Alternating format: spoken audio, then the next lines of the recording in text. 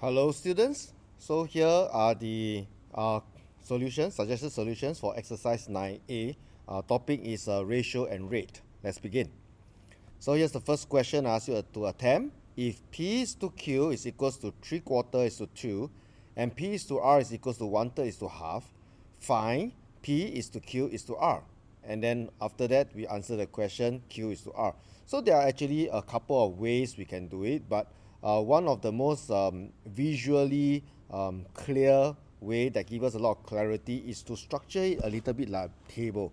So we can have the table in the form of each column. We have P, Q, and R, and we can see quite clearly that we can P to Q is a 3/4 to 2, and then P to R we can list it out as 1/3 to half in this manner. Now what we are trying to do over here is we realize that in this first section we have P for both comparison, but we only have one for Q and R. So what I want to do is I want to make P common. So how do I make 3/4 and 1/3 common? Well, I can actually, first of all, in the first instance, the 3/4 to 2, let's make them into integers first, right? Whole numbers are easier to deal with.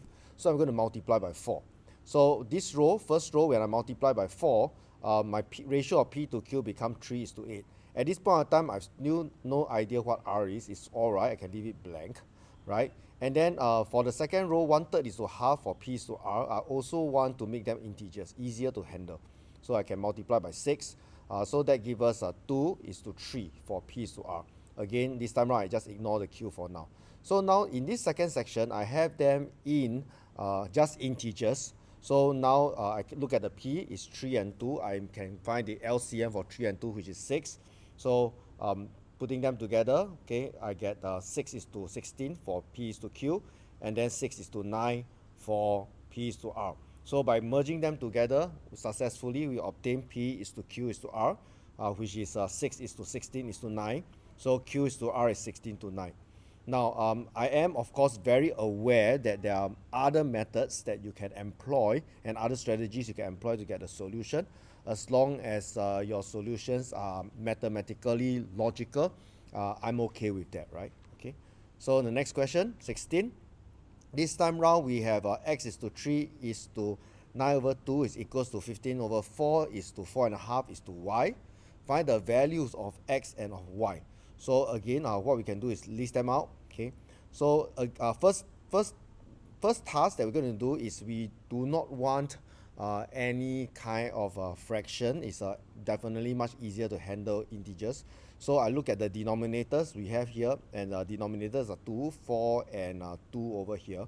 So by multiplying everything by 4 throughout consistently, we actually eliminate the fractions and we will deal with only integers. So that's what I did. So 4 times x times 4 will give us 4x, right? Over here, 4 times y gives us 4y. So those are the two algebraic terms. The rest is straightforward. 3 times 4 gives us 12. 9 over 2 times 4 gives us 18. 15 over 4 times 4 gives us 15. 4.5 times 4 gives us 18. There we go. Now we have all a set of integers. But the next thing we want to do now is this, right? We want to see if we can somehow compare them directly. So of course, in the middle term, okay, we have 12 here and 18 here. Now, the LCM of 12 and 18 is 36. So if I were to multiply by 3 on the left hand side, okay, to all the elements, the ratio becomes 12x is to 36 is to 54. Then on the right hand side, 15 is to 18 to 4 y. If I multiply by 2, I get 30 is to 36 to 8y. Now because the 36 matches, we can actually compare the other terms as well. That means 12x is equals to 30 and 54 is equals to 8y. And that's exactly what's happening. If 12x is equals to 30, x will be 30 divided by 12, which gives us 2.5. 8y is 54, so y is 54 divided by 8, which gives us 6 3/4. Now, once again, I am fully aware, right, that there are other methods that you can, other strategies that you can employ to solve this question. As long as it's mathematically sound and logical, it's perfectly fine, right? Okay, but of course, if you are struggling at this moment, have no idea how to approach this question, you can try my idea, right? So this is my idea, my strategy, right? Question 17. So now we have Albert Imran and Siti invested 427,000, 671,000, and $305,000 in a property respectively, and they agreed to share the profit in the ratio of their investment. So after a few years, they sold their property for 1,897,500. Find the amount of profit each of them received. So that's the ratio, right? The ratio is according to the amount they invested. So 427,000, 671,000, 305,000. As we reduce it to the simplest form, it's actually 7:11:5. Okay. So what happened once we have that? We can actually sort out the profit. What is the profit? Well, the profit, all right, is the amount they sold minus the initial investment, which gives us 494,500. So this is the total profit. So total profit, how much each of them obtained, well, is in this ratio. So the total number of units, right, 7 plus 11 plus 5 is 23 units. So Albert's share will be 7/23 times the profit, which gives us 150,500. Imran's 11 units, so 11/23 multiplied by the profit, we get 236,500. And Siti's profit will, using the same idea, is going to be 107,500. Right, next question, question 13. This time around we pull back a little bit because this question involves a little bit of algebra, and I do understand that some of you are still not comfortable with the idea of algebra yet. So I put it at the back so that I'll give you more time to think about it, right? But no worries, we can handle this. So given that 2x over 5 is equals to 3y over 8, find the ratio of x over y. So to find the ratio of x over y, the idea is ratio and fractions, we can actually express the same idea in both manner, right? So what happened? We put them down. 2x over 5 equals to 3y over 4.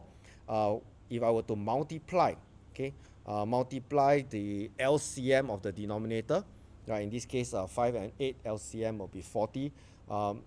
I will actually remove the fractions and just have to deal with the integer. So we get 16x equals to 15y. After we do that, well, we can divide both sides by y and then divide both sides by 16. So we end up x over y equals to 15/16. That means that the ratio of x is to y is 15/16. Okay. So using the same idea, practicing one more time the same idea, 7x over y is equals to 14y over 3. Now we, same thing, multiply by 9 on both sides. Okay. Actually more than that, huh? In this example, actually multiply by 27. Well, it doesn't matter, you will get the same solution. So remove the fraction by multiplying with a common multiple. So we have 21x equals to 126y. And that means same idea, the y, divide both sides by y, divide both sides by 21. X over y is 126/21, which gives us 6. Now we need to know that the number 6 is actually 6/1. Therefore, x is to y is 6:1. Right, I believe these are all the questions that I asked you to try for this exercise. I hope you have been successful. Have a nice day.